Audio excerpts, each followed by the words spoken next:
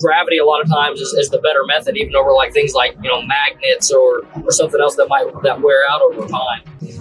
One thing that can kind of help with justifying the second and third axis is if you could potentially reduce the size of your robot and then in turn decreasing the cost of the robot.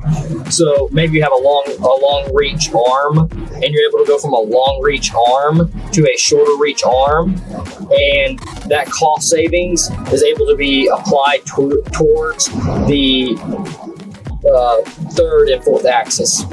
Again, this probably doesn't really make sense. I always aim for systems to be over-engineered and to be kind of, I'll say, over-invested into, because most systems get sold, purchased, and designed to operate too close to what their required cycle times are, and the system's always being pushed to its limits to reach that cycle time and to make sure it's reaching the production needs. So like whenever you're talking about like downtime of a system, that downtime of that system has to be calculated at how much production you're doing.